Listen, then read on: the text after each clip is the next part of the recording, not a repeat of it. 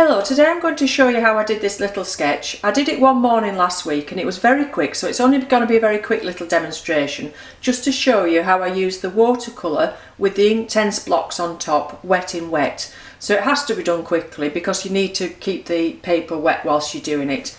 I know some of you follow me on Instagram, so you've probably seen this little drawing on Instagram one day last week.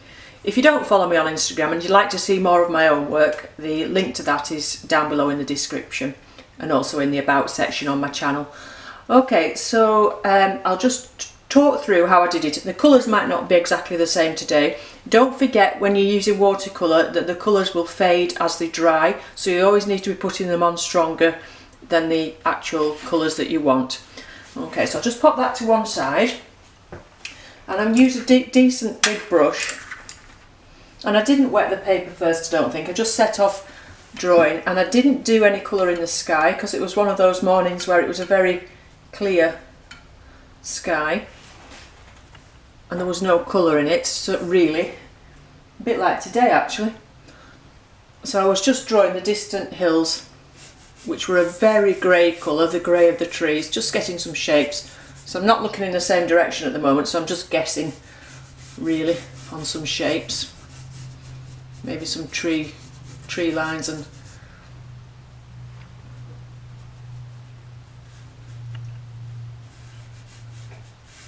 so this colour I think has got, let me think what I put in it, cerulean blue, light red and a touch of cadmium, and coming down I've put more cadmium in, and you'll see these colours separate on the paper, especially that light red. And when it dries you get some really nice effects. Now I had a touch of blue near the bottom because the road comes across the bottom and that was more grey there, and then for the fields in the middle just keep adding a little bit of extra pigment into the top just to give us a bit of variety of line and shape. Just don't forget most of this is going to be covered with the trees.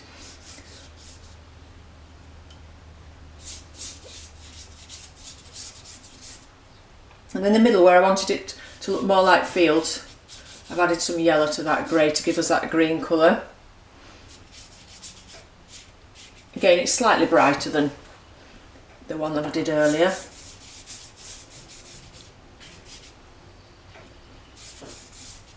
And just keep mixing those three colours on the paper. So I had the cerulean, light red, cadmium, and what was the other one? So that's it, isn't it? Just those three.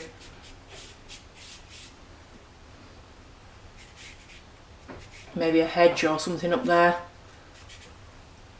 And then just to brighten it up, one or two little dashes of very concentrated cadmium straight off my pan. Okay, and while that is wet,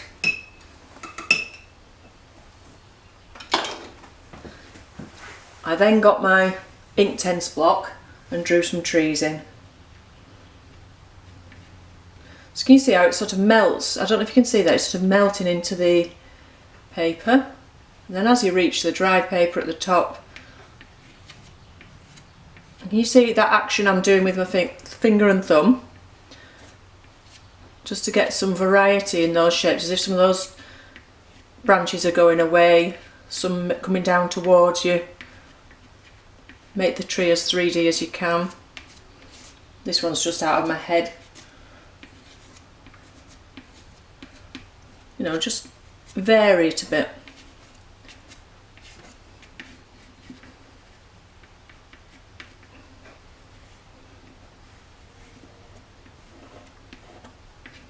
There might be some grass, there might be a bit of hedge, whatever at the bottom, just, well, you might want to leave a gap in between some to let the light come through.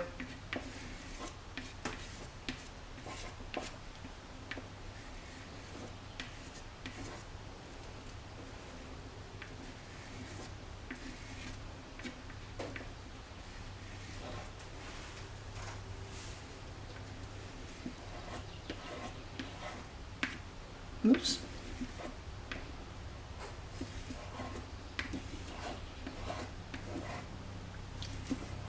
I'm thinking actually it's dried a lot quicker than when I was doing it the other day, and I think that's probably because I've got the heater on in here.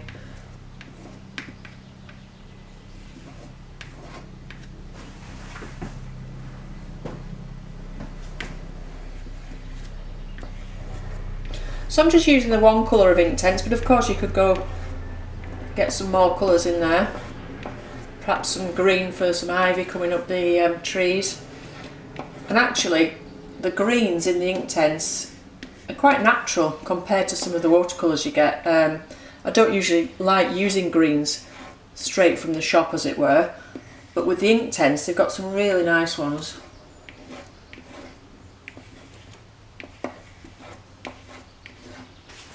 Okay, so it's not as studied and as good a tree shapes as the one I did the other day, but you get the idea. That's just showing you how I did it. And if it's going dry, one little tip, just get your pot of water and dip your Inktense into it, and can you see now how you get that effect back again? And that's good as well if you want to go darker in areas, to make it look as if you've got a bit more shadow going on. Just dip it into the water.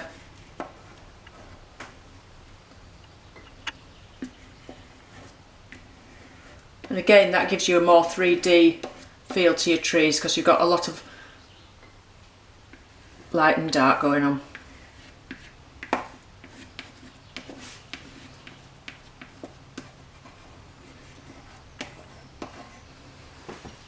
Okay, and then I think at the end I just got a brush and I softened some of these off at the bottom and let them flow down as if they were maybe casting some shadows in that direction.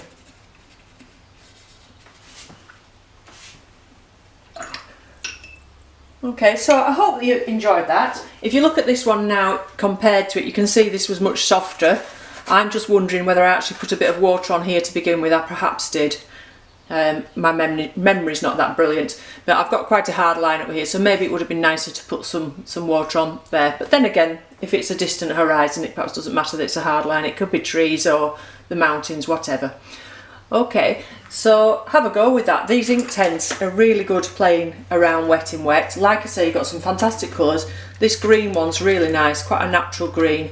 And I love this yellow one, really nice and bright. So you could have got that bright cadmium effect with this one as well. So you can see if you add, oops, it's a mucky one. Again, I'll just wet it in the water and add that too, and you can see how bright that is. Okay, so they do mix with watercolour. That's really what I wanted to show you, that it's worth having a play with them with your watercolours. Okay, so let me know how you get on with that.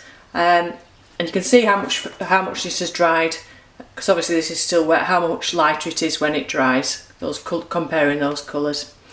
So have fun with those, and I hope you enjoyed that, and I'll see you again soon. Thank you very much for watching. Bye for now.